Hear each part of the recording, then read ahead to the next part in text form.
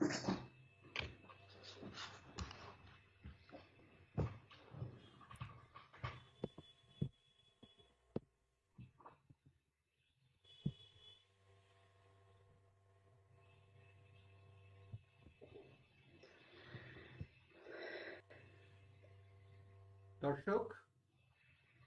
আজকে আড্ডা শুরু করছি যুক্তরাষ্ট্র নিউ ইয়র্ক প্রবাসী কবি এবং গীতিকার শামীম রেজাকে নিয়ে। শামীম রেজা, আজকের আড্ডায় আপনাকে স্বাগত। শামীম রেজা।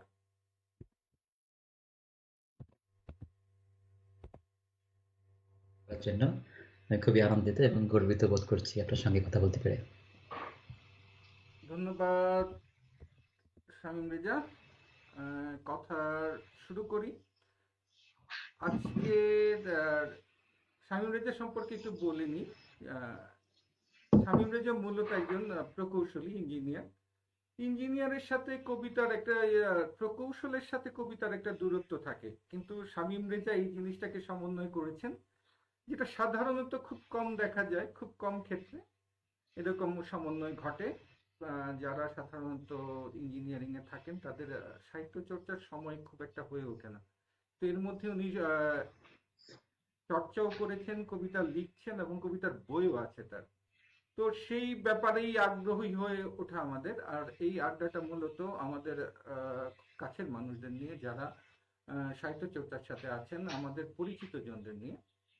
সেই পরিচিত জনদের মধ্যে শামীম রেজা একজন। আজকে কথা বলবো সেই শামীম রেজার সাথে। তো শামীম রেজা, প্রথমেই শুরু করি। আপনি তো প্রকৌশলী একজন। তো হুম। এই প্রকৌশলী থাকা অবস্থায় প্রকৌশল বিদ্যা আয়ত্ত করার সময় কিভাবে সাহিত্যের সাথে জড়িয়ে গেলেন শামীম রেজা? আম, আসলে আমার কাছে এই প্রকৌশল বিদ্যা এবং কবিতা কখনো কন্ট্রাডিকশন মনে হয়নি। ছোটবেলা থেকেই একটু সংস্কৃতি মানা ছিলাম, কাব্য মানা ছিলাম। তখন থেকেই আহ, আমার আমার আব্বাকে দেখতাম একটু লেখালেখি করতে, আমার বড় ভাই লেখালেখি করতেন। ওখান থেকে আমার আমার উৎসাহ জাগে যে আমিও কিছু লিখি। কিন্তু ছোটবেলায় লেখা তো ছোটবেলার মতোই। তারপরে স্টুডেন্ট লাইফে কিছু লেখালেখি হয়েছে। তারপরে বিশাল একটা গ্যাপ ছিল, আম, প্রায় আমি বলবো 25 বছর। তারপর আবার লেখালেখিতে ফিরে আসা। আম, কিন্তু আসলে আপনি মেডিকেলে পড়েন বা ইঞ্জিনিয়ারিং পড়েন, ওটা তো আসলে আহ, একটা আম, আপনার এটা হতে পারে আপনার ক্যারিয়ারের জন্য অথবা আপনার প্যাশনের জন্য। কিন্তু কাব্যমন যদি থাকে তাহলে ওটা খুব একটা কন্ট্রাডিকশন হয়ে দাঁড়ায় না আর কি, আমার কাছে যেটা মনে হয়। তো শামীম রেজা, এই মূলত আসলে কন্ট্রাডিক্ট করে কিনা সেটা বড় প্রশ্ন না। বড় প্রশ্ন যে পারিবারিক একটা আবহ থাকতে হয়, যেটা আপনার ছিল, যেটা আপনি পেয়েছেন, সম্ভবত সেটাই হুম আপনার কবিতায় বা সাহিত্যের দিকে চলে আসার দিকটা। তো এই যে যে হুম। দীর্ঘদিন আপনি লেখা শুরু করলেন, এই দীর্ঘদিনের যে একটা গ্যাপ বা ফাঁক, এই এই শূন্যতাটা কেন ছিল শামীম রেজা? এটা মূলত বলবো যে আম, জীবন সংগ্রামের জন্য জানে। আমি আম, আমি কুয়েটে, খুলনা কুয়েটে পড়াশোনা করেছি। তারপরে আহ, 2-1 বছর ঢাকায় চাকরি করার পর আমেরিকায় আমি মাস্টার্স করতে আসি। তারপরে মাস্টার শেষ করার পরে চাকরি, বিয়ে, সংসার এগুলো কে গুছিয়ে আনতে আনতে আহ, আর আরেকটা কারণ ছিল যে বিদেশে আসার পরে আমার দেশের সঙ্গে, দেশের আহ, লেখালেখি, কবিতার সঙ্গে বা সাহিত্যের সঙ্গে একটা যোগাযোগ কমে যায় আর কি। আহ, বই পাওয়া একটা এখন যেরকম অনলাইনে বই পাওয়া যায়, পিডিএফ ফাইল পাওয়া যায়, তখন সেরকম ছিল না আর কি। এইসব বিভিন্ন কারণে একটা গ্যাপ তৈরি হয়। কিন্তু ফেসবুককে ধন্যবাদ, ফেসবুক আসার পরে পুরোনো বন্ধুর সঙ্গে কানেক্ট করা গেছে, এবং সেখান থেকে অনেক রিসোর্স পাওয়া গেছে। তো এইভাবে আবার ফিরে আসা। এই যে নতুন করে ফিরে আসা, নতুন করে ফিরে আসার সময় আপনার যখন চর্চাটা ছিল অনেক আগের, সেই যে মানে পরিণত বয়সের চর্চার মাঝখানে এই যে যে মানে জগৎটা কিছুটা আলাদা হয়ে গেছে, লেখার স্টাইল চেঞ্জ হয়েছে, কবিতার গঠন চেঞ্জ হয়েছে, কবিতার সম্পর্কে ধারণা চেঞ্জ হয়েছে, সেটার সাথে মানিয়ে নিতে কি একটু ঝামেলা হয়নি শামীম রেজা? হ্যাঁ, হ্যাঁ, শুরুতে আসলে আমি লেখালেখিতে ফিরে আসার আগে আমি অনেক পড়াশোনা করেছি। আমি যখন আমার আগের লেখাগুলো পড়ি, স্টুডেন্ট লাইফে যে লেখাগুলো লিখতাম, আম আমার নিজের কাছেই মনে হয়নি সেগুলো কবিতা। এবং আমি যখন বই বের করি, আমার একটা ডায়েরি ভরা প্রায় ১০০ খানেক কবিতা ছিল। আমি একটা কবিতাও আমার এই বইতে নেইনি আরকি। আমার নিজের কাছেই আমার মনে হয়নি যে এগুলো আ আপ টু মানে মনোপুত হয়নি আরকি। তো আ নতুন কবিতাগুলোতে আমি চেষ্টা করেছি মানসম্পন্ন রাখার এবং আধুনিক কবিতা পড়েছি। পড়ে কিছুটা আ প্রজ্ঞা লাভ করেছি মনে হয় সেভাবে আসা আরকি। তো শামীম রেজা, আমরা সাধারণত আলাপচারিতার শুরুতেই কবিতার দিকে চলে যাই, শোনার দিকে। তো আপনার হুম, প্রথম বই হলো করপুটে বৃষ্টি জল, তাই তো? হুম, হুম। করপুটে বৃষ্টি জল। তো বইয়ের নামকরণের প্রসঙ্গে পরে আসছে, আগে দুটো কবিতা শুনে নিই আপনার কাছ থেকে, তারপর আলাপে আবার চলে যাই শামীম রেজা। ওকে। এই কবিতাটা আম আমার এই করপুরে বৃষ্টি জল থেকেই নেওয়া এবং এটি নিউ ইয়র্কে একটি সাহিত্য পত্রিকায় আম ছাপা হয়েছিল। আমি বহুদিন তুমিহীন, তোমার আঁচলের গাঁটছড়া ছেড়ে কর্কট ক্রান্তির পথ ধরে এসেছি পৃথিবীর আরেক প্রান্তে। বঙ্গোপসাগরে পা ডুবিয়ে বসে থাকা তুমি পৃথিবীর মানচিত্রে চিবুকের একটি তিলের মতো ক্ষুদ্র, তবু অনায়াসে আমি ছুঁতে পারি তোমার আঙুলে। স্পর্শহীন করতল, তবু ভিজি আমি তোমার প্রতিটি ঝুম বৃষ্টিতে, উল্লাসে মাতি তোমার প্রতিটি উৎসবে। তোমার প্রতিটি কম্পন আমাকে খণ্ডিত করে, পুরি ততবার যতবার তুমি জল ও আগুনে, মতি মরি প্রতিবার তোমার প্রতিটি নিহতের শোকে। এই সব প্রশস্ত সড়ক, ঝকঝকে অমল ফুটপাত, স্কাইস্ক্রাপার্স, সার্কাসের দড়ির মতো স্পাইরাল সেতু, স্নোফ্লেক্সে ঢেকে যাওয়া শুভ্র শহর ক্ষণিক মুগ্ধতা দেয়, পুনর্বার টানে না।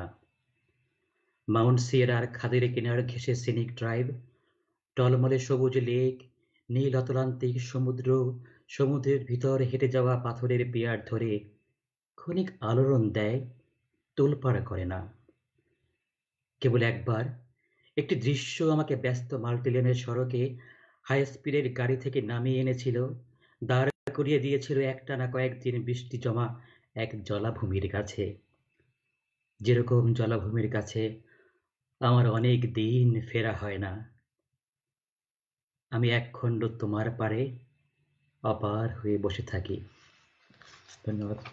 হ্যাঁ, শামীম, আপনার লেখার গাঁথুনি চমৎকার। আমাদের সাথে জাকিয়া যোগ দিয়েছেন, জাকিয়া খান, লেখিকা জাকিয়া খান। উনি প্রশংসা করেছেন আপনার লেখার মানে শব্দচয়ন এবং অন্যান্য ব্যাপারগুলোতে। তো আমরা জাকিয়ার কথার সাথে আমিও একমত, যারা এই কবিতায় যা শুনলাম। তো সেই ক্ষেত্রে আপনার গাঁথুনি চমৎকার। তো আমরা দ্বিতীয় কবিতাটাই চলে যাই।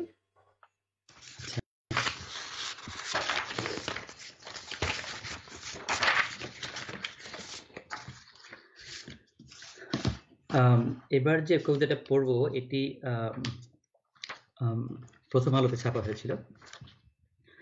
তোম কবিতার নাম হলো তোমার চলে যাওয়ার দৃশ্যে আটকে আছি। তুমি চলে যাচ্ছ। যদিও ছেড়ে যাওয়া সংক্রান্ত চলে যাওয়াকে নিন্দুকেরা হৃদয়হীনতা বলে, তবু কবিতার অন্তমিলের মতো তোমার হেঁটে চলে যাওয়ার দৃশ্য আমি মুগ্ধ হয়ে দেখি। যেটুকু পথ তুমি পেরিয়ে যাও, সহসা সেখানে বসন্ত ফুরিয়ে শীত নেমে আসে। সড়ক দ্বীপের ছায়া দেয়নি বৃক্ষেরা ব্যাধি বাঁধিয়ে বসে। এই যে এই যে একবারও ফিরে না তাকিয়ে চলে যাওয়া, এই অহমিকাতেও তোমাকে মানিয়ে যায়। তোমার ফেলে যাওয়া পথে ঘোলা হাওয়ায় ঘূর্ণি উঠিয়ে তুমি নিরুত্তাপ হেঁটে যাও জলসিঞ্চিত বাতাস নিয়ে। অথচ এমন নিষ্ঠুর স্বার্থপরতায়ও তোমাকে নিষ্পাপ লাগে। হ্যামিলনের বাঁশিওয়ালার মতো তোমার পিছু নেয় বৃষ্টিপতি মেঘ। ফুলেদের সঙ্গে খেলা মুলতবি রেখে উড়ে যায় বাগানের যত প্রজাপতি। শহরের সব পাখি একসাথে তোমার অনুগামী হয়, যেন তুমি ফিবোনাচ্চি রাশিমালার প্রথম পাখি। পিছে পড়ে থাকে খরা, পিছে পড়ে থাকে প্রেমিকের যত দুঃসাহসিক দিবাস্বপ্নেরা। তুমি চলে যাচ্ছ বলে, তুমি চলে যাচ্ছ, অপসৃয়মান তোমার চলে যাওয়ার দৃশ্যে আটকে আছি মহাকাল ধরে, মহাকাল ধরে। ধন্যবাদ। কবিতার মাঝখানে শামীম রেজা তো ব্যক্তি জীবনে সফল একজন মানুষ, 18 বছর ধরে প্রবাসে আছেন এবং খুলনা থেকে বিআইটি থেকে প্রকৌশলী স্নাতক করেছেন এবং মাস্টার্স করেছেন গিয়ে আমেরিকাতে, আমি যদি ভুল না বলে থাকি আর কি। এবং চাকরিও করছেন আমেরিকাতেই একটা তেল কোম্পানিতে সম্ভবত। তো এই যে একজন সফল মানুষ, কিন্তু আপনার যে এই কবিতাটা শুনলাম শেষ যে মানে দ্বিতীয় কবিতাটা, সেখানে কিন্তু পুরোপুরি বিরহ, এক ধরনের হতাশা কাজ করছে। এই জায়গাটা কেন শামীম? আচ্ছা আচ্ছা, হ্যাঁ ঠিক। সফলতা তো ক্যারিয়ার লাইফে এবং সংসারেও, তবু মানুষের জীবন বোধে তো আম, সুখ অসুখ দুটো দিক থাকে আর কি। ফিজিক্যালি যেমন থাকে, মানসিকভাবেও থাকে। সো এই এই যে চলে যাওয়া, এটা আহ, হতে পারে প্রেমিকার চলে যাওয়া, হতে পারে যে আম, উম, কোনো মারার জন্য, হতে পারে কোনো সন্তানের চলে যাওয়া, যে সে চলে যাওয়ার পর তার বসন্ত ফুরিয়ে শীত নেমে আসে সহসা। আবার একজন হতাশাগ্রস্ত মানুষের জীবন থেকে হঠাৎ করে সব আম, সুখ চলে যাওয়া, যে যেভাবে নিবে আর কি। তো এখন কবি হিসাবে আমি যে শুধু ব্যক্তিগত কবিতা লিখবো তাও নয়। আম, জীবনবোধের কবিতায় আমি হয়তো অন্যের কাছ, আমার দেখা কারো এক্সপিরিয়েন্স থেকে, আমার এক্সপিরিয়েন্স থেকে, দেখা শোনা থেকে, নিজের উপলব্ধি থেকে সেটা ট্রান্সফার করা আর কি। তো শামীম, কবিতা লেখার ক্ষেত্রে ব্যক্তিটা কিন্তু অনেক বড় ব্যাপার হয়ে দাঁড়ায়। মূলত ব্যক্তিগত থেকেই কবিতার উৎপত্তি। কবিতার সাথে ব্যক্তি একটা সম্পর্ক থাকে সব সময়। মানুষ নিজের ভেতর থেকে যে অনুভব করে, নিজের যা অনুভব করে, তা থেকেই কবিতার সৃষ্টি হয় প্রথমত। তো এই যে কষ্টটা হয়তো হয়তো আপনার এই কবিতায় বিরহ, আপনার কোথায় একটা অপ্রাপ্তির জায়গা আছে, যে অপ্রাপ্তির জায়গা থেকে আপনার এটা হচ্ছে, জানি না সেই অপ্রাপ্তির জায়গা কি। তো শামীম, সেটা জানতেও চাই না, কারণ আমি ব্যক্তিগত কোনো বিষয়গুলোতে যেতে চাই না আমার আড্ডাগুলোতে, আমার লাইভ গুলোতে। তো শামীম, আরো দুটো কবিতা শুনে নিই ফাঁকে। শামীম,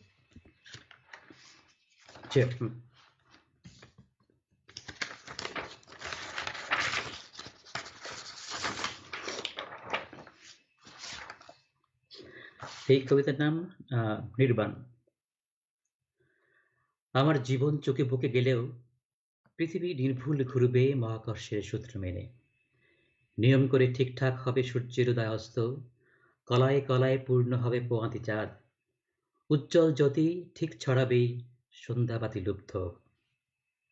আমার আয়ু ফুরালেও পরমায়ু নিয়ে জন্ম নেবে শিশু, চুরি করা চালে চড়ুই ভাতি আর চাঁদায় কেনা ফুটবল খেলা ত্রস্ত যাবে ফুরিয়ে। বড় হতে হতে সেও একদিন শিখে নেবে দারিদ্র্যের প্রথম পাঠ। একটি কিশোর ভুল বানানে ভালোবাসবে অসম এক নারীকে, একটি নতমুখ তরুণ পাবে অকরুণ প্রত্যাখ্যান, একটি নিরাগ দুপুরে অর্থহীন মনে হবে তার মহাজীবন। আমি পাত্তারে গুটালেও সংসারই হবে অগোছালো যুবক, ঘরকন্যার ভালোবাসা আর আত্মজার বেড়ে ওঠা দেখার লোভে বরাদ্দের চেয়েও বেশি আয়ু চাইবে বয়সী এক পুরুষ। যদিও অন্তিম যাত্রাগুলো নিয়তই একমুখী, তবু যেন বারংবার আমি আসব ফিরে, শত রূপে শত জন্মে, আমার ইচ্ছেরা যতদিন না পায় বুদ্ধের প্রার্থিত নির্বাণ। ধন্যবাদ। চমৎকার স্বামী। তো এইখানেও কিন্তু নির্বাণ জিনিসটা, নির্বাণের বিষয়টা, নির্বাণের সাথে কিন্তু বিরহের একটা মানে নিগুড় যোগাযোগ আছে। সেক্ষেত্রে বলি, নির্বাণ মানে সব থেকে মুক্ত হওয়া। হ্যাঁ, মুক্ত হুম হওয়ার মধ্যে বেদনা বোধটাই সবচেয়ে বেশি থাকে। যার পাওয়ার আকাঙ্ক্ষা থাকে সে মুক্ত হতে পারে না। বেদনা বোধ থেকে মুক্ত হওয়া। হুম তো শামীম রেজার সকল মানুষের আবার প্রশ্নটা চলে আসে, সকল মানুষের এই যে কবিতার মধ্যে নির্বাণ, বিরহ, কষ্ট, এর আসলে এর হুম, হুম। উৎসটা কোথায় এখন জানতে ইচ্ছা করছে। ব্যক্তিগত প্রশ্ন না করলেও কিন্তু উৎসটা জানতে ইচ্ছা করছে, কোথাও না কোথাও কিছু আছে। আচ্ছা আচ্ছা। আসলে কি যে আমার মনে হয় যে কবিতা লিখতে গেলে বিশেষ করে হয়তো কবিদের ডিফল্ট হিসাবে এক- ওদের মধ্যে একটা দাম্ভিকতা থাকে। হ্যাঁ, তারা আমার আরেকটা কবিতা যে পড়ার সুযোগ থাকে হয়তো এরকম পাওয়া যেতে পারে যে আমার খুব ইচ্ছা করে বাউলের মতো ঘর থেকে বের হয়ে যেতে। হ্যাঁ, এবং একটা একটা খোলা জানালা আমাকে উস্কানি দেয়, ডাকে যে চলে আয়। কিন্তু আমি যখনই বাইরে যাই তখনই আবার এই আট পরে ঘর আমাকে টানে। আহ, যখনই আমি আমার একটা রকম কবিতা এরকম ছিল যে একটা স্ট্রিট গার্ল আমাকে ডাকছে, do you wanna go with me. আমি তার দিকে এগোতে চাই, তখন একটা ম্লান কপালের লাল টিপ আমার পথ আগলে দাঁড়ায়। এই যে একটা দান্দিকতা সবসময় এই দান্দিকতা আমার মনে হয় আমার মধ্যে অবশ্যই আছে এবং কবিতার মধ্যে থাকে বলেই আহ, তারা কবিতা এগুলো কবিতায় আসে আর কি। আমার মনে হয় যে তারা এই জন্য সাধারণ মানুষের কাছ থেকে ভিন্ন যে যে তারা সরল রেখায় চলে না আর কি। তাদের মধ্যে টানাপোড়েন থাকে এবং এই টানাপোড়েন এই দান্দিকতাই তাদেরকে কাব্যিকতা দেয়, এরকম মনে হয় আমার। আর এই এই আহ, একটু বলিনি, এই যে নির্বাণ কবিতাটা, হ্যাঁ, আম, এই যে সবাই জানি যে আমাদের আয়ু সীমিত, কিন্তু এই যে আমার কন্যা বড় হচ্ছে, আমার আমার ঘর কন্যার ভালোবাসা পাচ্ছি, এটা দেখার লোভে আমার আরো কিছুদিন বাঁচতে ইচ্ছা করে। আম, আবার কিন্তু আমি এই শেষ কবিতায় বলতে চাচ্ছি যে আমার আমার ইচ্ছাটা তো অপূর্ণ থেকে যাচ্ছে আমার এক জীবনে। যতদিন আমার ইচ্ছাটা পূর্ণতা না পাবে আমি বারবার ওই সেই বালক হয়ে ফিরে আসবো যে চাঁদায় কেনা ফুটবল খেলতো, ওই তরুণ হয়ে ফিরে আসবো যে প্রত্যাখ্যান পেয়েছিল। এইভাবে আমার গল্পটা রিপিটেড হবে বারবার অন্যের মাধ্যমে। আমি মনে করি ওগুলো আসলে আমি আমি হয়ে বারবার ফিরে আসছে, যেহেতু আমার ইচ্ছাটা এখনো নির্বাণ পায়নি। আচ্ছা, বুঝলাম। চমৎকার ব্যাখ্যা। যদিও এরা অন্য ব্যাখ্যাও আছে। তো আচ্ছা। আমার পরের কবিতাটা শুনে আসি, তারপর নয় আবার আলাপ চাইতে যায়, ব্যাখ্যায় যায়। স্বামী।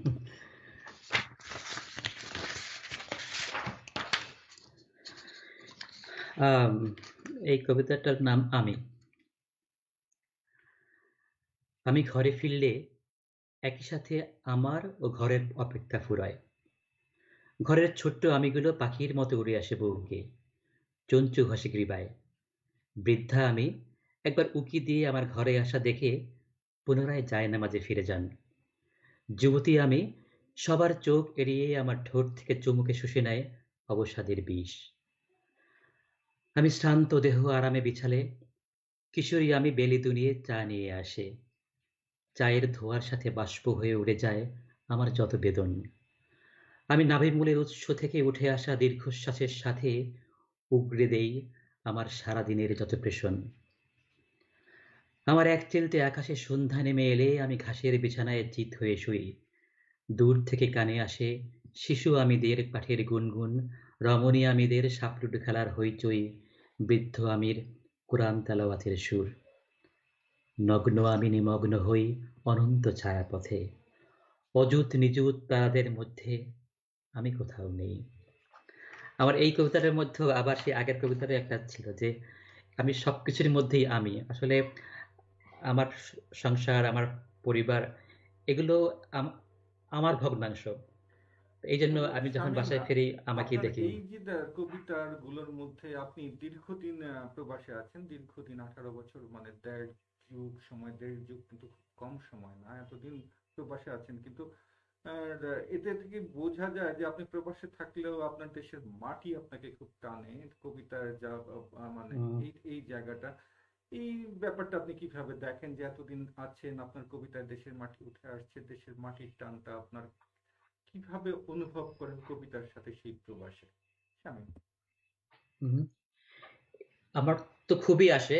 ওই প্রথম কবিতাটা যেমন ছিল যে আমি এই যে এত বিলাস বৈভব, এগুলো আমাকে হয়তো ক্ষণিক আলোড়ন দেয়, পুনর্বার টানে না।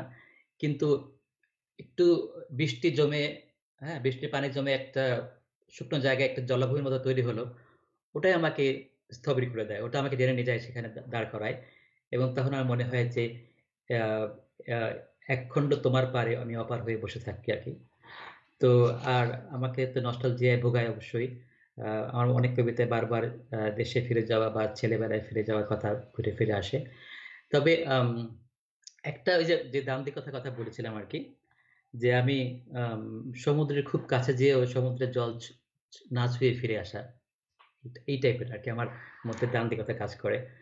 আম, যে যে আমি হয়তো বেশি গেলাম, একবার যে মনে হলো যে আমার পুরনো প্রেমিকার সঙ্গে দেখা করি আর কি। এখন 20 বছর আগে যাকে ভালোবাসতাম তার আহ, তার আমার স্মৃতিতে সে এখনো কিশোরী, কিন্তু এখন যে আমি হয়তো দেখবো সে আমারই মতো মাঝবয়সী, তখন মনে হয় যে না, থাক না, সে আমার চোখে কিশোরী থাক, আমি তখন দেখা না করে ফিরে আসি। এই ধরনের একটা তান্ত্রিকতা থাকে আসলে। জীবনে দ্বন্দ্বটা থাকবেই, এবং দ্বন্দ্ব আসলে জীবনের জন্যই প্রয়োজন। দ্বন্দ্ব অনেক সত্যকে প্রস্ফুটিত করে, পরিষ্কার করে এবং এক্সপোজ করে আর কি। এই দ্বন্দ্বটা প্রয়োজন আছে দর্শনের ক্ষেত্রে, হুম, যেমন কবিতাও তো এক ধরনের দর্শন। তো দর্শনের ক্ষেত্রে দান্দিকতাটা হুম, খুব জরুরি একটা জিনিস, সত্য তুলে আনার ক্ষেত্রে।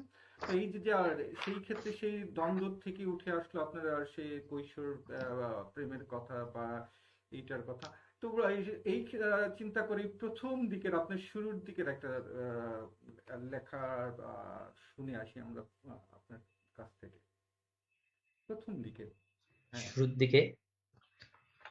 ও, আচ্ছা আচ্ছা।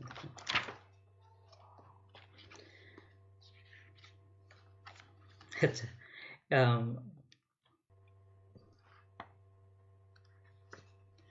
হ্যাঁ, এটা আম, একদিন খুব ক্যাজুয়ালি বলেছিলে আসবো বিকেলে, তুমি আসবে বলে শামুক সময়ের কাঁধে চেপেছিল সিন্দাবাদের ভূত। দুপুর থেমেছিল দুপুরে, জীর্ণ জানালা পড়েছিল বোতাম খোলা শার্ট, ঘর সেজেছিল স্নো পাউডারে। তুমি আসবে বলে গোলাপ গাঁদা ফুটেছিল ফুলদানিতে, তুমি ছুঁয়ে দেবে ভেবে ঝুঁকেছিল উন্মুখ। রিহার্সাল করছিল প্রিয় কবিতার বই, অনুচ্চারিত শব্দেরা কাঁপছিল অস্ফুট। তুমি আসনি, তোমাকে চাই গেয়ে গেয়ে সারাদিন গলা ভাঙল সুমন। দুপুর গড়িয়ে সন্ধ্যা নামল শহর কালো করে। সেই একদিন পৃথিবীতে কেউ বিকেল হতে দেখেনি, যে বিকেলে তুমি আসবে বলে আসনি। চমৎকার কবিতা। সেই মানে একটা বয়সের একটা সেই তারুণ্যের যে কষ্টটা, এটা পরিস্ফুট হয়েছে কবিতায়। তাই হ্যাঁ, যেটা আমরা শুনতে চাচ্ছিলাম আর কি, যেটা অতটা শামীম রেজার একটা কৈশোর প্রেম ছিল, বোঝা যায় তারুণ্যের প্রেম যাই হোক সবারই থাকে সেটা। এবং এই আমাদের কবি হওয়ার পেছনে বোধহয় যারা মানে এই দেশে যারা কবি হয় তাদের পেছনে এই মানে তারুণ্য বা কৈশোরের প্রেমটা বোধহয় একটা ভূমিকা রাখে। শামীম রেজা কি বলেন? বড় একটা নিয়ে, অবশ্যই আমার ওই যে বলেছিলাম যে আমার শখানেক কবিতা, তো সবই মানে ওই প্রেমকে নিয়েই, কিশোর প্রেমকে মানে নিয়েই আর কি। তো এখন সেগুলো পড়লে মনে হয় যে খুব কাঁচা আবেগ, কাঁচা রং মেশানো ছিল আর কি ওতে। আম, তো এখন এখন হয়তো সময় আছে সেগুলো হয়তো রিভাইজ করা, আর মনে হয় থাক না, সেগুলো মানে সেগুলো কাঁচা কাঁচা আবেগ হলেও ওটা রিয়েল আবেগ ছিল আর কি। তো থাকুক সেরকম আর কি। যেখানে যে আবেগে বর্তমানে বাস্তবতাটার যে ক্রুড ব্যাপারগুলো, যেটা হুম, হুম, অসহনীয় ব্যাপারগুলো, সেগুলো জুড়ে যায়নি, যার ফলেই সেই মানে আবেগটার রিয়েল আবেগ থাকে, যেটা একেবারে মানে ভেতর থেকে আসা আবেগ। যাই হোক, শামীম, আপনার কবিতার ব্যাপারে আবার চলে আসি। অনেকে, আমি এই প্রশ্নটা অনেক ক্ষেত্রেই অনেকেই করি আমার সাথে যারা কথা বলেন তাদের সাথে, যে এই যে কবিতা, হুম, লিটারেচারের মধ্যে কবিতার সবচেয়ে কঠিন একটা মাধ্যম, কঠিন একটা মানে হুম, জায়গা। যেভাবে আপনি উপন্যাস হুম, লিখতে পারেন, যেভাবে গল্প লিখতে পারেন, যেভাবে প্রবন্ধ লিখতে পারেন, হ্যাঁ, কিন্তু কবিতার আপনার হুম, গঠনটাই একটা ব্যাকরণবদ্ধ নিয়ম বিধির মধ্যে আটকানো একটা জায়গা। হুম, হুম, সেই ক্ষেত্রটা আপনি কিভাবে দেখেন, হুম। যে আপনি ব্যাকরণ বিধিবদ্ধ ব্যাকরণে বিশ্বাস করেন, না ব্যাকরণের বাইরে থেকে লেখাটায় বেশি বিশ্বাস করেন? এই জায়গাটা যদি বলতেন আপনি। আপনি ঠিক বলেছেন কাকন রাজা। কবিতা হচ্ছে সাহিত্যের সবচেয়ে পরিশুদ্ধ মাধ্যম, সবচেয়ে শৈল্পিক মাধ্যম। আম এবং আ অন অনেকের কাছেই শুনি যে কবিতা হচ্ছে সবচেয়ে কঠিন লেখা। আসলেই হয়তো কঠিন। কারণ কবিতা আসলে ১ চামচ মধুর মতো। যে তার মধ্যে concentrated মিষ্টি থাকে আরকি। সেখানে সেটা যখন আপনি ডাইলিউট করেন একটা গ্লাসে আরো কমে যায়, বা আরো ডাইলিউট করেন একটা বড় পাত্রে, তখন আরো ডাইলিউট হয়ে যায় আরকি। তো আ তো সেইটাকে ঘনীভূত করে ১০ লাইনের মধ্যে আপনি আপনার অনুভূতি প্রকাশ করবেন, একটু হয়তো কঠিনই। তারপরে তো ব্যাকরণ তো আছেই। আ আপনার শব্দ চয়নের ব্যাপারটা আছে, কাব্যময়তা থাকতে হবে তার মধ্যে। তারপরে এবং সেই প্রগাঢ় অনুভূতি আ আপনাকে ট্রান্সফার করতে হবে পাঠকের মনের মধ্যে, তার মনের মধ্যে কিন্তু আমার কাছে মনে হয় যে গল্প, উপন্যাসও, যেহেতু আমি সেগুলো লিখতে পারি না, আমার কাছে সেগুলো আবার কঠিন মনে হয় যে এত বড় ওরা কিভাবে লেখে? এত গল্প, মানে এত ঘটনা কোথা থেকে পায় আরকি। আমি হয়তো আমার কবিতা লিখি ছোট্ট একটা অনুভূতি নিয়ে। সেই অনুভূতি অবশ্যই প্রগাঢ়, কিন্তু ছোট্ট একটা অনুভূতি, হয়তো একটা দেখায় কোনো ঘটনা। কিন্তু ওরা এত ঘটনা কিভাবে লেখে এক পাতার পর পাতা? এটা আমাকে আবার অবাক করে। কিন্তু আমার বন্ধুরা যখন বলে যে কবিতা লেখা তো অনেক কঠিন। তো এরকম আরকি। আর ব্যাকরণের কথা যেটা বললেন যে, আসলে তো কবিতা আ আগে লেখা হয়েছে, তারপর কবিতা থেকে ব্যাকরণ তৈরি হয়েছে আরকি, যে হয়েছে। তো উম আ ছন্দ, আমি যেহেতু আ আ গদ্য কবিতা লিখি। আসলে গদ্য কবিতা বলে কিছু নেই। পদ্য এবং কবিতা। তো উম এই ফরমেটে ছন্দ অবশ্যই আছে। কিন্তু সেই ছন্দ ওই অক্ষরবৃত্ত বা মাত্রাবৃত্ত, স্বরবৃত্তের ছন্দ না। এই ছন্দটা, ব্যাপারটা এরকম যে আসলে প্রত্যেকটা মানুষের মধ্যেই ছন্দ আছে। মানুষের হাঁটার মধ্যে যে দ্রুত হাঁটে, ও ওটাই তার হাঁটার লয়। যে আস্তে হাঁটে সে, ওটাই হাঁটার ছন্দ। যারা আঞ্চলিক ভাষায় কথা বলে তারা দেখবেন যখন কথা বলতে, বলতে কিছুদিন পর টান দেয়, ওই টানটা কিন্তু সে একটা গ্যাপের পর পরে দেয় আরকি। তো আমাদের কথা বলা, আমাদের হাঁটা চলার মধ্যে, আমাদের জীবন প্রবাহে ছন্দ থাকে, এবং যখনই আমাদের ছন্দে পতন ঘটে তখনই আমরা হোঁচট খাই, বলি যে আমার জীবনের ছন্দ পতন ঘটে গেছে, যে আমার আগের মতো আর নাই আরকি। হ্যাঁ? তো কবিতাও এরকম, যে কবিতাটা পড়তে গেলেই বোঝা যাবে যে এই কবিতায় ছন্দপতন আছে। যদিও ব্যাখ্যা করা যায় না যে ছন্দটা কোথায় আরকি। কিন্তু গদ্য কবিতাতেও ছন্দ থাকে, এবং ব্যাকরণের বাইরে না আরকি। তো এটা একটা ভিন্ন ব্যাখ্যা জানা গেল শামীম রেজার কাছ থেকে। যে ব্যাখ্যাটার অবশ্য দ্বিমত অনেকের সাথেই আছে, অনেকেই দ্বিমত করবেন সেই ক্ষেত্রে, যে প্রত্যেকটা কবিতা, যেখানে গান, যেখানে এখানে কিছু নিয়ম না থাকলে সেই কবিতাটার বা ছন্দটা আসলে নিয়মবদ্ধ না হলে, ব্যাকরণবদ্ধ না হলে, ছন্দ মাত্রার না হলে হয়তো ওটা কবিতার গতিময়তাটা নষ্ট হয়, ছন্দ পতন ঘটেই। তো অনেকে হুম, হুম। যাই হোক, সেটা অনেক বিতর্কের ব্যাপার, সেই দিকে না যাওয়াই ভালো আমাদের। আমরা বিতর্কে না যে কবিতা চিন্তা করি, কবিতা শুনতে চাই, শামীম রেজার কবিতা শুনতে চাই, আরো দুটো কবিতা শুনি শামীম রেজার। ছন্দের কথায় যখন আসলো, আমি একটু বলে নেই যে আমি আ আ গান লিখি কবিতার আমরা পাশাপাশি। আসছি, আমার আমার ২ টো গান আছে। আপনি গান হ্যাঁ, লেখেন এটা আমরা জানি, আমরা গানের কথায় হ্যাঁ, হ্যাঁ। আসছি। আমরা আগে দুটো কবিতা শুনে নিই। আচ্ছা। অবশ্যই, অবশ্যই। হ্যাঁ।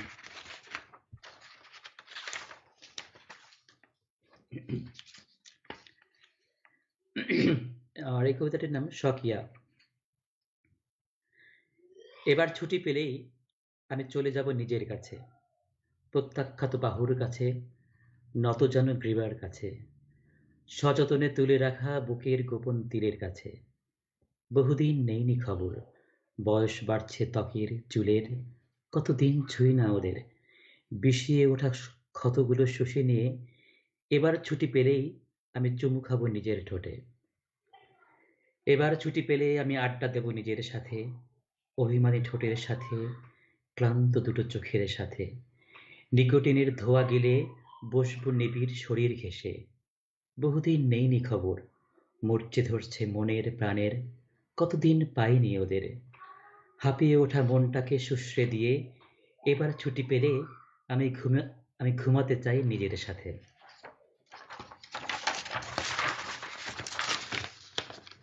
এই জায়গাতে শামীম একটু বলে নিই আমি। হুম, শাইনি শিফা আমাদের সাথে যোগ দিয়েছেন। উনি বলছেন হুম, কবিতা লিখতে হলে একজন প্রেমিকাকে সামনে দাঁড় করিয়ে নিতে হয়, সেক্ষেত্রে পুরনো প্রেমটা আরো জোরদার করে কবিতা সাজানো। তো শাইনি শিফা এটা নিয়ে কথা বলতে গেলে কিন্তু ভাইয়ের সাথে গন্ডগোল হয়ে যাবে, ঝামেলা বেঁধে যাবে। আর শামীমের সাথেও কথা বলতে গেলে শামীমেরও গৃহ বিবাদ শুরু হবে। তো কবিদের গৃহ বিবাদটা খুব বেশি হয়, যেহেতু কবিতায় প্রেমের ব্যাপারগুলো আসে, অন্যান্য ব্যাপারগুলো আসে, সাধারণত বেশিরভাগ কবি গৃহ বিবাদে ভোগেন। তো সেদিকে শাইনি শিপা সেদিকে যেতে চাই না, আমরা শুনে নেই শামীম রেজার আরেকটি কবিতা। শামীম রেজা। হ্যাঁ, আসলে কবিতায় প্রেম যেমন থাকে, জীবনবোধ থাকে। যেমন আমরা এই যে কবিতাটা, যে আমরা ছুটি পেলেও সেই ছুটিটাকে আর একটা ব্যস্ত দিনে পরিণত করে ফেলি, আমাদের নিজের কাছে ফেরা হয় না।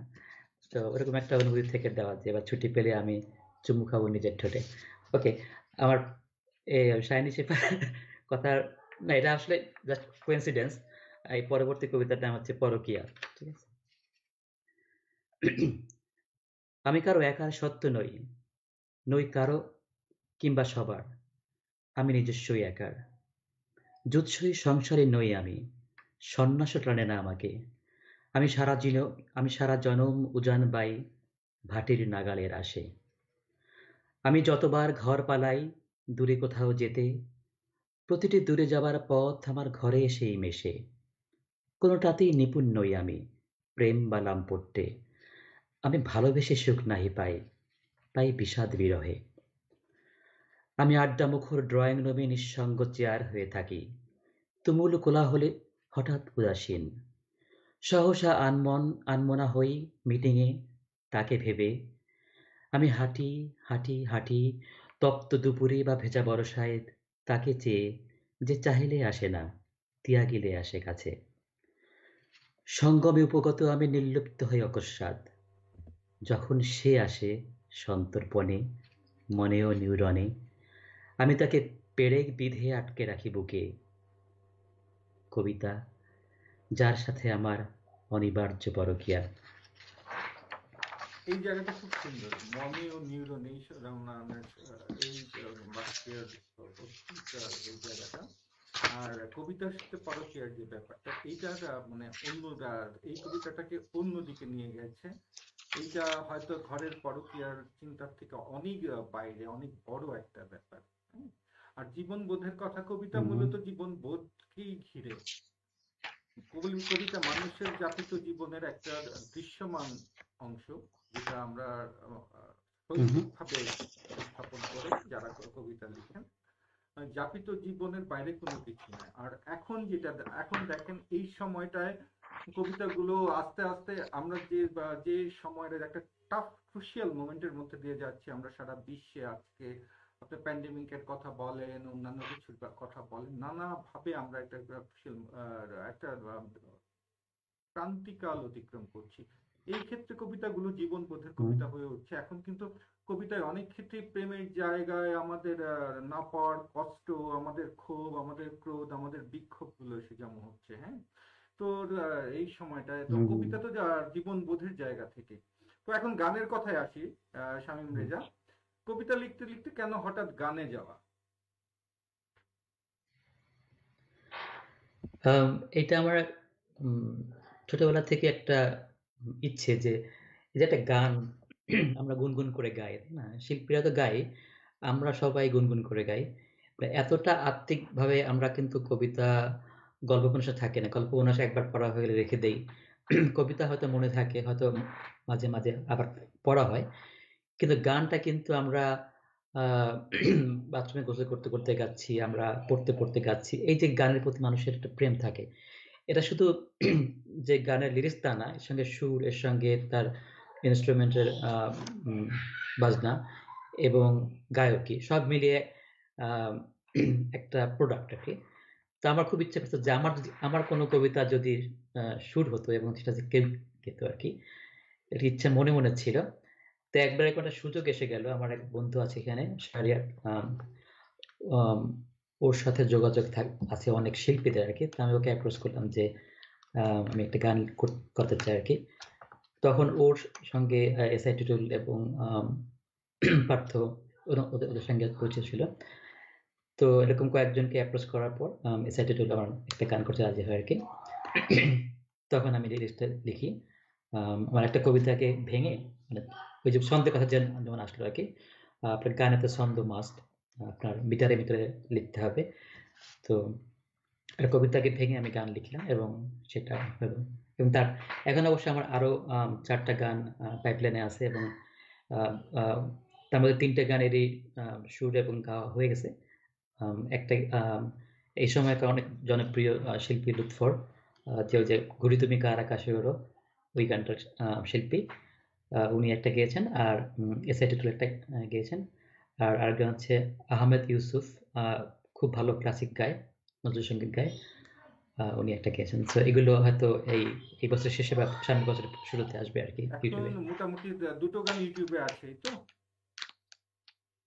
হুম। একটা গান গেয়েছে আমার বন্ধু ইমন, খুব ভালো গান গায়। আচ্ছা আচ্ছা। তো সামনে আরো গান পাচ্ছি আপনার। আপনি কি চিন্তা করছেন যে কবিতার পাশাপাশি গানটাও সমান তালে চালিয়ে যাবেন? হ্যাঁ, আমার সেরকম ইচ্ছা।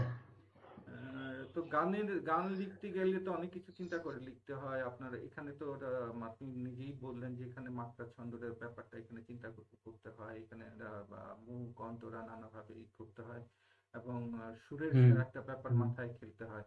তো এই যে সুরের ব্যাপারটার কথায় আসি আমি, তো আপনার তো কবিতা, বাসায় কি গানের চর্চা ছিল বা আপনার কি গানের চর্চা ছিল? না, না, ছিল না মোটেই। এবং আমি এখন পর্যন্ত আম, বুঝি না, যেহেতু আমার মাথায় কোনো সুর আসে না। অনেক অনেক গীতিকার যারা সুরটা বোঝে এবং তারা হয়তো ওই সুরের মধ্যে ফেলে লেখে। কিন্তু আমি একদম চেষ্টা করি মাত্রায় লেখার জন্য। কিন্তু তারপরে যখন সুরে মেলে না, তখন আহ, এখানে একজন আছে, ওনার নাম হচ্ছে মার্ভিন অধিকারী, বাংলাদেশের যে বিখ্যাত গীতিকার, লিটন অধিকারী, রিন্টু, ওনার আত্মীয়। মার্ভিন অধিকারী আমাকে একটা গান 6বার দেখাইছে আর কি, যে বলছে যে এইখানে একটা ওয়ার্ড বাদ দিতে হবে বা ওয়ার্ড অ্যাড করতে হবে না, সুরের সঙ্গে যাচ্ছে না বা এটাতে মিটারে মিলছে না আর কি। তো তারপর ওর পরে কি হয়তো একটা অন্তরা শুট করলো, তারপর বললো যে এবার আরেকটা অন্তরা আপনি লিখে দেন এই এই মিটারে ফেলে আর কি। বা আমার সেকেন্ড গানে যেমন ইমন বলছে যে যে এই মুখের পরে একটা ধোঁয়া হবে, সে ধোঁয়াটা সে আর কি হামিং দিয়ে গিয়ে দিছে, বলছে এখানে ওয়ার্ড দিতে হবে আর কি। তখন আমি ওইখানে, এটা মানে ব্যাকওয়ার্ড প্রসেস আর কি, শুটটা আগে করা হয়েছে তারপরে লিরিক্স লেখা হয়েছে আর কি। এটা মানে এটা খুব আমি মজা পাচ্ছি, যেটা অনেক কিছু মানে শেখার আছে এখানে। হ্যাঁ, তা আছে তো। তো এখন আবার কবিতায় ফিরি আমরা। আপনার এই যে যে এই সময়ের কবিতা লেখা হচ্ছে, যে যারা লিখছেন বা এই সময়ের কবিতা, এই যে অবস্থার কবিতা, এই দশকের কবিতা সম্পর্কে আপনার একটু ধারণাটা জানতে চাচ্ছিলাম স্বামী। আচ্ছা, আমি একটু আগের থেকে বলি যে আমি যখন কবিতা পড়া শুরু করি 90 দশকের শুরুর দিকে, তখন রুদ্র মোহাম্মদ শহীদুল্লাহ, মোহন রায়হান, এদের কবিতা দিয়ে শুরু করি। তারপরে আম, একটু পিছনে যে হেলাল হাফিজ, নির্মলানন্দ গুণ, আম, মহাদেব সাহা একটু বোধ হয়ে থাকি বেশ কিছুদিন। আম, আম, আর আহ, আহ, ভারতের যে তারাপদ রায়, তারপরে নীরেন্দ্রনাথ, সুনীল তো আছেই, এবং সবচেয়ে প্রিয় ছিল পূর্ণেন্দু পুত্রী, ওদের কবিতা পড়তাম ওই সময়। তো তারপরে আহ, সেই সময় শামসুর রহমান বা শামসুল হক আমাকে জানেনি কেন জানো, হয়তো বুঝতাম না। এখন এসে আমি মানে আমার অফিসের পাশে ফাইলের পাশে শামসুর রহমান, আল মাহমুদ থাকে আর কি, শহীদ কাজী থাকে। মানে আমি ঘুরে ফিরে ওদের কবিতা পড়ি আর কি। আম, তারপরে ওরা তো ছিল এই যে 30 দশকের কবি। তারপরে তারপরে এদিকে আমি যাদের নাম শেষে প্রথমে বললাম তারা ছিল 70-80 দশকের কবি। তারপরে কিন্তু আসলে আমি আর সেরকম কবিতা, মানে কবি পাই না যে আমাকে প্রচন্ড টানে তার কবিতায় ফিরে যাওয়া। এখন এসে আমি খুব বেশি পড়ি হচ্ছে ইমতিয়াজ মাহমুদের কবিতা। আমাকে উনি চমকে দিয়েছে তার কবিতা দিয়ে, ইমতিয়াজ মাহমুদ। এবং আম, আহ, শাহরিয়ার, আবু হাসান শাহরিয়ার, ওনার কবিতা আমার ভালো লাগে। এই কবিতাটা ফরম্যাট ভেঙে গল্পের মতো করে বলা, কিন্তু কবিতা পড়ার পরে আমি বসে থাকি যে কি পড়লাম এটা। হ্যাঁ, সো এখানে একটা ব্যক্তিগত মতামত দিই, আমি হয়তো অনেকে তোমার সাথে একমত হবেন না, বা আমি কাউকে অফেন্ড করতে চাই না, যে অনেকেই কবিতা লেখে খুব ভারী ভারী অলঙ্করণ দিয়ে, খুব ভারী ভারী শব্দে, মনে আছে অভিধান থেকে জাস্ট ইচ্ছে করেই আমি আকাশকে আকাশ না বলে গগন বললাম, বাতাসকে পবন বললাম, এভাবে আমি খুব ভারী ভারী অলঙ্কারে কবিতা সাজালাম। এবং পড়ার পর মনে হলো যে, বা খুব খুব অ্যাবস্ট্রাক্ট লিখলাম, খুব অনেক রূপক দিলাম, এবং পড়ার পর আমার মনে হলো যে আমি একটা মানে অঙ্ক সলভ করলাম, একটা ডেরিভেশন সলভ করলাম, এবং ওই ডেরিভেশন সলভ করার একটা আনন্দ পেলাম, কিন্তু কবিতা পড়ার মজাটা পেলাম না, কবিতা পড়ার রসটা পেলাম না। ঠিক যেমন মনে করেন যে আম, খুব সুন্দর প্রসাধনে, আম, আহ, অলঙ্করণে বা জামা কাপড়ে একটা মডেল আপনার সামনে আছে, তাকে দেখতে আপনার ভালো লাগছে, কিন্তু আপনার ঘরে বা প্রতিবেশীর যে চুল খোলা একটা মেজাজ, স্নান করে এলো, এখানে ঘরের শামীম, প্রসাধনে, ঘরের উদাহরণ এই যে একটা, সৌন্দর্যটাই মূল সৌন্দর্য। হ্যাঁ, হ্যাঁ হ্যাঁ, ওটাই বলতেছিলাম যে ওইটাকে আপনি রিলেট করতে পারবেন ওই কবিতাকে, এবং আপনার ওইটাকে ওই যে দূরের সৌন্দর্যকে ভালো লাগবে, কিন্তু ওটাকে আপনার সঙ্গে আত্মার এই মিলবে না আর কি। কথাটা শামীম, তো এই একই ওই জন্য মনে কথাটা হয় আমি যে অনেক জায়গায় বলে থাকি। আমার কালকে একটা লাইভ ছিল, আপনি যদি দেখে থাকেন হয়তো দেখবেন। আমি এই কথাটাই বলেছি আরেকজন ভারতের বিখ্যাত লিখিয়ের সাথে এই কথাটা, যে আমরা সহজে ভাবে, আমাদের কাজ কি, আমরা যারা লিখি হুম, তাদের কাজ হলো একটা মেসেজ পৌঁছানো, আমি কি বলতে চাই এটা বুঝিয়ে দেওয়া শৈল্পিক হুম, ভাবে। তো সেই ক্ষেত্রটাই যদি আমরা ব্যর্থ হুম, হই, আমরা যদি ভারী শব্দের মাধ্যমে আমার মেসেজটাই লুকিয়ে যায়, মানুষ যদি মেসেজটাই বুঝতে না পারে, মানে তাদের ভারী শব্দটাই খালি কানে লেগে থাকে, তাহলে সেই লেখার আসলে কোনো যৌক্তিকতা নেই এবং হুম, প্রয়োজনও নেই, অপ্রয়োজনীয়। আমি হুম, মানুষের জন্য লিখি, আমি হুম, মানুষের জন্য লিখি, মানুষ বুঝবে। এখন যদি আমি বোদ্ধাদের জন্য লিখি, শুধুমাত্র সমাজে 10 জনের হুম, জন্য লিখি যারা এটা খুবই বোঝেন, আর সমাজের অন্যান্যরা হুম, এটার থেকে বঞ্চিত হন, সেই লেখাটা আসলে শরৎচন্দ্র এই ধরনের লেখার কথা বলছে, প্রবঞ্চনার কথা বলছেন। তো এটাই হয়তো মূল। হুম, আপনার কথাটা এই ক্ষেত্রে, আপনার কথাটা ঠিক। তো এই ঠিক বেঠিকের আলোচনার বাইরে গিয়ে আরো দুটো কবিতা শুনি শামীম রেজা, আমাদেরও সময় শেষ হয়ে আসছে। কবিতার থেকে বের হয়ে হুম। যাচ্ছি, আমরা শামীম রেজাকে শুনতে পাচ্ছি না কথার তোরে। তো এখন কবিতায় চলে যায় শামীম রেজা। আচ্ছা, দিচ্ছি। আম, আমি একটু বলে দিই যে এই সময়কার প্রিয় কবিদের নামের মধ্যে আমি অবশ্যই আমার বন্ধু কাজী দীন মোহাম্মদের নাম বলবো। ওর কবিতা আমাকে আচ্ছন্ন করে রাখে এবং আমাকে ঈর্ষায় ভোগায়। আম, yes, বলুন। তো ও আমার একজন প্রিয় কবি। আচ্ছা, আমি ওর কবিতায় ফিরে যাচ্ছি।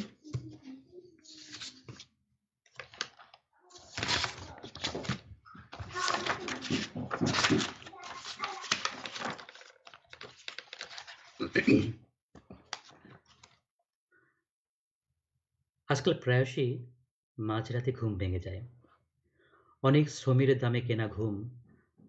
হাত হাত ফসকে ভেঙে যাওয়া কাপের মতো জোড়া লাগে না সে। অথচ একসময় শুধু ঘুমই নয়, বালিশ উল্টে জোড়া লাগাতে পারতাম আধিক দেখা স্বপ্নটাকেও। অন্ধকারে শরীর বেয়ে আমাতে ভর করে বাউলের বৈরাগ্য। পরাবাস্তব মনে হয় চেনা চেনা ঘর, প্রিয় প্রিয় মানুষের মুখ। চন্দ্রাহত সিদ্ধার্থের তবু গন্তব্য ছিল আমি নির্মোহ, নির্বান্ধব। যখন দৃষ্টিতে অন্ধ আধার, শ্রবণে দেয়াল ঘরের কাটায় একমাত্র শব্দ, তখন মানুষ মূলত একা, কালো সমুদ্রে দীর্ঘ আলো ফেলে মেঘ ছুঁয়ে দাঁড়িয়ে থাকা আলোকবর্তিকার মতো একা। অফিস পাড়ায় ব্যস্ততা ভীষণ, অ্যাসাইনমেন্ট, প্রজেক্ট ডেডলাইন, এখনো থামেনি ফিনিশ লাইন পৌঁছাতে ছেলেবেলার সেই লম্বা দৌড়। তবু কোনো কোনো একদিন হঠাৎ মিলে যায় অনিত্য অবসর, নাগরিক কোলাহলে নামায় অরণ্য নীরবতা। ধ্যানমগ্ন ঋষির মতো নিজের শরীর থেকে বেরিয়ে এসে নিজেকেই দেখি, দেখি মানুষ আসলে একা। নাটক শেষে সাজঘরের আয়নার সামনে দাঁড়িয়ে থাকা, অভিনেতার মতো একা। সূর্যের মতো ব্যস্ত যায় এক একটি দিন। দিন শেষে ঘরমুখী স্বজনের সান্নিধ্যে ক্লান্তি কাটে শ্রান্তিতে। অতঃপর রাত গভীর হলে যখন চুপ করে নামে অদ্ভুত অবসন্নতা, তখন কিছুটা সময় নিজের সাথে নিজের মুখোমুখি, একান্ত বোঝাপড়া। এ যেন দীর্ঘ পথ হেঁটে পিছনে ফিরে দেখা, যেখানে মানুষ শুধুই একা। একটানা মেঠো পথের পাশে দাঁড়িয়ে থাকা, শতায়ু বৃক্ষের মতো একা। এখন আপনি কিছু বলতে চেয়েছিলেন মনে হয়। এটা মুগ্ধ হয়ে গেলাম এই কবিতায়। এটা মানে খুবই একটা ভালো লেখা আপনার। মানুষ মূলত একা, এটার উপর যে মূল চিন্তাটা, এটা সত্যিকার অর্থেই প্রতিটা মানুষই একা। আহ, যাই হোক, আর আরেকটা কবিতা শোনার কথা, আমরা সেই কবিতায় শুনে আবার ফিরে আসছি আলোকচারিতায়। ওকে ওকে, শিওর শিওর শিওর।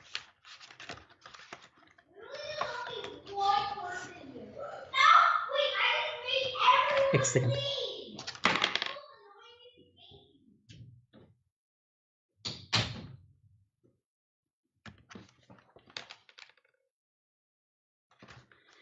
এই কবিতাটার নাম রাজসাক্ষী। মূলত এই বালিশ দুটি কেরামন কাতিবেনের মতো হিসেব রাখে দুটি মানুষের সুখ অসুখের, নিদ্রিত বা বিনিদ্র রাতের।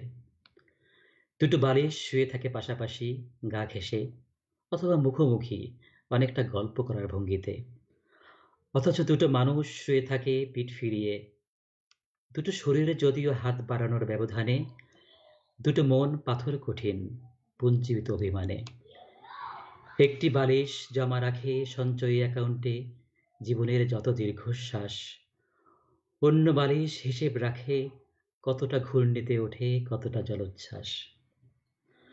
মূলত এই ঘরের দেয়ালগুলিই রাজসাক্ষীর মতো জবানবন্দি দেবে দুটি মানুষের স্বপ্নের মৃত্যুর।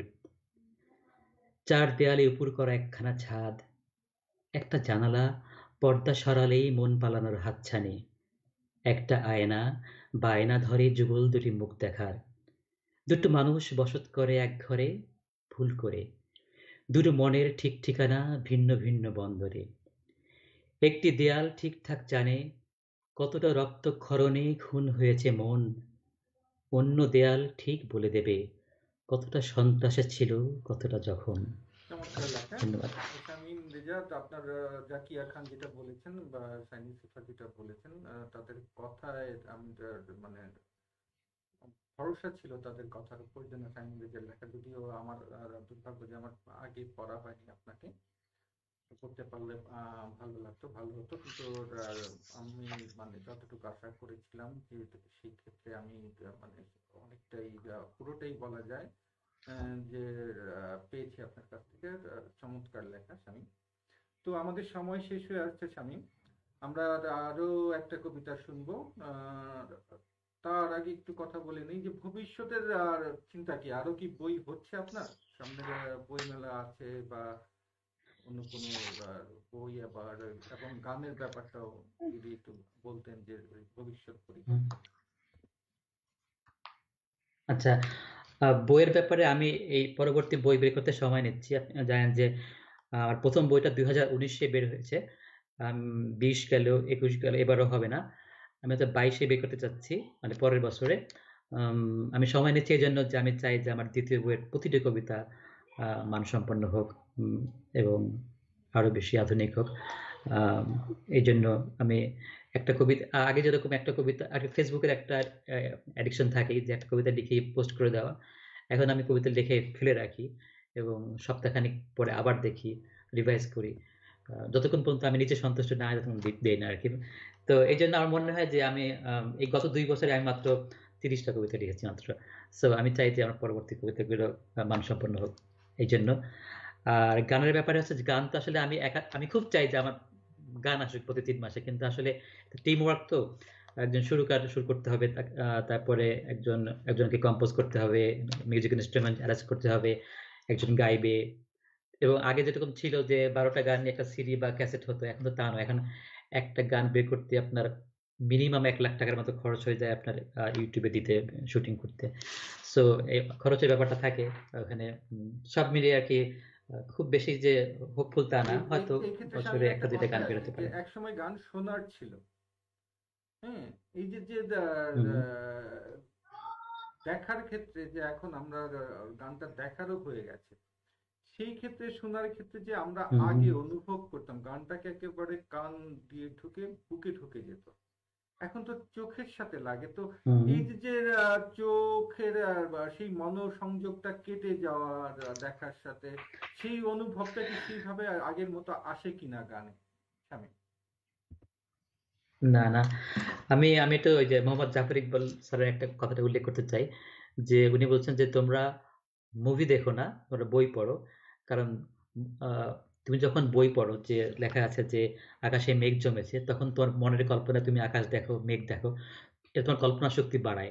কিন্তু যখন তুমি সেই সেই বইটাকেই যখন চলচ্চিত্র করা হয়, তখন তুমি দেখতেই পাচ্ছ আকাশ, তোমার তখন তোমার কল্পনা শক্তি, কল্পনা করার কিছু থাকে না আসলে।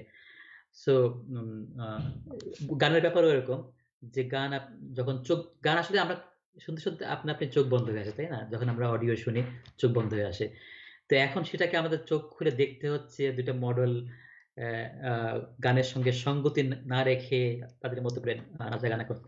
মানে আসলে গানটা উম, যদি হ্যাঁ, গানের পেছনে একটা গল্প থাকে, সেই গল্পটা যদি তুলে ধরা যায় ওরকম মডেল ভিত্তিক না হয়ে, নাচ ভিত্তিক না হয়ে, তাহলে কিছুটা সংযোজন করে। কিন্তু আদারওয়াইজ যেমন আহ, অনেক গানের ভিউ বাড়ানোর জন্য, ভাইরাল করার জন্য, যেমন ভালো মডেল দিয়ে ভালো আহ, আহ, আর কি, এই যেটা বললাম গানের সঙ্গতি নেই হতে এমন নাচ গান দিয়ে লুক্রেটিভ করে দেখানো হয়, ওটাতে আসলে গানের মর্যাদা থাকে না আর কি, গানটাই মারা যায়। সেই কথাটাই বলছিলাম স্বামী, আমি যে আমাদের এই যে যে দৃশ্যায়ন চিত্রায়নের যে ব্যাপারটা উঠে এসেছে, সেক্ষেত্রে আমাদের অনেক ক্ষেত্রেই গানের সুর, বিশেষ করে কথাটা কথাটা অনুল্লেখ্য হয়ে যাচ্ছে অনেক ক্ষেত্রেই। আবার অনেক অশ্লীল শব্দ গানে ঢুকে যাচ্ছে, অনেক মানে স্ল্যাং ইউজ হচ্ছে গানে। সেই ক্ষেত্রগুলো থেকে বেরিয়ে না আসলে হয়তো গান আর আগের জায়গায় ফিরে আসবে না, মানুষের অন্তত হৃদয়ে ঢুকবে না, চোখে লেগে থাকবে। তো স্বামী, আমাদের সময় প্রায় শেষ, আমরা আরেকটা হুম। কবিতা শুনে তারপর আমরা বিদায় নেব, আমরা প্রায় 1 ঘন্টা কাটিয়ে দিয়েছি। হ্যাঁ, আমি তো ভেবেছিলাম যে 1 ঘন্টা কি নিয়ে কথা বলবো।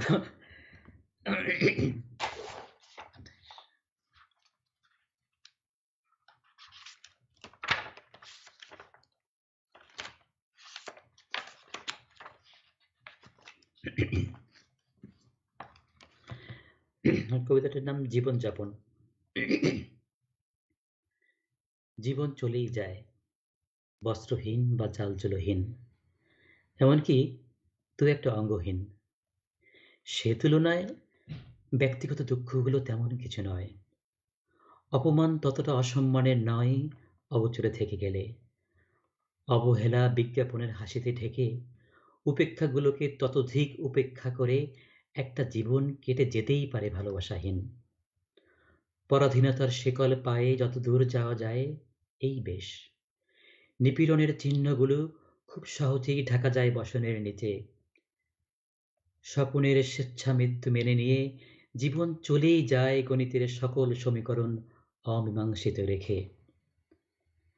মানুষ কেবল নত যেন নিজের থুতু গিলে খাওয়া তৃষ্ণার কাছে, নিজের হাড়ি, নিজের নাড়ি হজম করা এক দুর্নিবার ক্ষুধার কাছে। মানুষ কেবল পরাজিত তার পাকস্থলীর কাছে। ধন্যবাদ। এটাই মূল কথা, মানুষ পরাজিত হয় একটা জায়গাতেই, মানে ক্ষুধার চেয়ে আরো বড় কষ্ট বোধহয় কোনো কিছু নেই। সবচেয়ে বেশি কষ্টের জায়গাটা ক্ষুধা। তো আমরা আমাদের এই বিশ্বে এখনো একটা বিশাল অংশের মানুষ, মূল অংশের মানুষ এই ক্ষুধাকে সহ্য করে যাচ্ছে, দারিদ্র্যকে সহ্য করে যাচ্ছে। এইটার থেকে বেরিয়ে আসার কি রাস্তা জানি না, ভবিষ্যৎ কি আছে আমাদের সামনে তাও আমরা জানি না, যার ফলে এই কবিতাগুলোতে এই আর্টগুলো উঠে আসে। যারা লিখেন, যারা লিখছেন, তাদের আর্টিকেল উঠে আসে। ধন্যবাদ শামীম রেজা আমাদের এরকম একটা কবিতা শোনানোর জন্য, যেটা বাস্তবতার সাথে যায়। তো শামীম রেজা, আমাদের সময় তো শেষ হয়ে এলো। আপনি যদি আপনার যারা শুনছেন তাদের উদ্দেশ্যে কিছু বলতে চান, শামীম রেজা। আম, সবাইকে বলবো প্রথমে তো ধন্যবাদ যে তারা মনোযোগ দিয়ে আমার অনুষ্ঠান দেখলেন, বা পরে যারা দেখবেন তাদের সময় ক্ষেপণ করে আমার অনুষ্ঠান দেখলেন, অবশ্যই ধন্যবাদ। আম, কবিতা একটা মননশীল জিনিস। আম, আম, এটা আপনার কল্পনা কবিতা আসলে এক ধরনের প্রশান্তি দেয়, যেমন গান এক ধরনের প্রশান্তি দেয়। তো অনেকেই একটু কবিতার বিমুখ, তাদের দোষ নয়। কবিতা দুর্বোধ্য হয়ে যাওয়ার কারণে কবিতার বিমুখতা তৈরি হয়েছে। তা আমি সবাইকে বলবো যে আপনারা কবিতায় ফিরে আসুন, কবিতা পড়ুন। আম, কারণ কবিতা পড়তে হলে আপনার গল্প উপন্যাস পড়ার চেয়ে আরেকটু বেশি মনোযোগ দরকার। যেহেতু এটা একটা কবিতার মধ্যে একটা চিত্রকল্প থাকে। গল্প যেরকম চিত্রকল্প থাকে না, গল্পটাই বলে যাওয়া থাকে। হয়তো তাতে একটু হিউমার মেশানো থাকে, বা হয়তো একটা থ্রিল বেশি, সেটাকে বেশি আকর্ষণীয় করা হয়। কিন্তু কবিতার মধ্যে যেহেতু একটা চিত্রকল্প থাকে, সেই চিত্রকল্পের মধ্যে দিয়ে মূল ভাবটা বুঝতে হয়। তো আরেকটু মনোযোগী হলেই কবিতা বোঝা যাবে। কবিতা আম, তেমন দুর্বোধ্য কিছু না। সবাইকে আহ্বান জানাবো কবিতায় ফিরে আসার জন্য। ধন্যবাদ শামীম রেজা, এতক্ষণ আমাদের সাথে সময় দেওয়ার জন্য, কবিতা শোনানোর জন্য, এবং আপনার ভাবনাগুলো আপনার পাঠকদের মাঝে জানানোর জন্য। দর্শক, আমরা এই আড্ডাটা মূলত করি যারা সাহিত্য চর্চা করেন এবং যারা একটু প্রচার বিমুখ। শামীম রেজা নিজেও একটু প্রচার বিমুখ মানুষ। তো প্রচার বিমুখ মানুষদের আমরা সামনে আনার চেষ্টা করি। এটা মূলত আমার এবং আর যে পিছনে যে ছিলেন রোমান জাহানের কাছে কৃতজ্ঞ। এই আড্ডাটা পরিকল্পনার সেও একটা অংশ। তাকে তার কৃতজ্ঞতা জানাই আমি। সেই যে নানাভাবে চেষ্টা করছে যে যারা প্রচার বিমুখ যারা আছেন, যারা সাহিত্য চর্চা করেন কিন্তু আড়ালে থাকতে চান, এটা এই আড়ালে থাকাটা অনেকটা যারা পাঠক আছেন, যারা সাহিত্য বোদ্ধা আছেন, যারা সাহিত্য প্রেমিক আছেন তাদের বঞ্চিত করার মতো। আমরা চাই না যেন তারা তাদের বঞ্চিত হোক। আমরা তো সেই জন্য প্রচার বিমুখদের সামনে তুলে ধরার চেষ্টা করি। আরো চেষ্টা করবো তোমাকে। সেই পর্যন্ত আমাদের সাথে থাকবেন। শামীম রেজাকে আবারও ধন্যবাদ আমাদের সময় দেওয়ার জন্য, কবিতা পড়ার জন্য, কবিতা শোনানোর জন্য। এবং আমরা হয়তো আবার আরেক সময় বলবো, শামীম রেজার গান শুনবো, শামীম রেজার মানে লিখা গানগুলো আমরা শুনবো। আজকেই আমরা হয়তো পারতাম একটু আগে পারলে, কিন্তু কারিগরি কিছু ত্রুটির কারণে আমাদের এই গানগুলো দেখানো সম্ভব হলো না, গান নিয়ে আরো কথা বলা সম্ভব হলো না। হয়তো ভবিষ্যতে আরেক সময় আরেক বলা যাবে। সে পর্যন্ত সবাই ভালো থাকুন, সবাইকে ধন্যবাদ।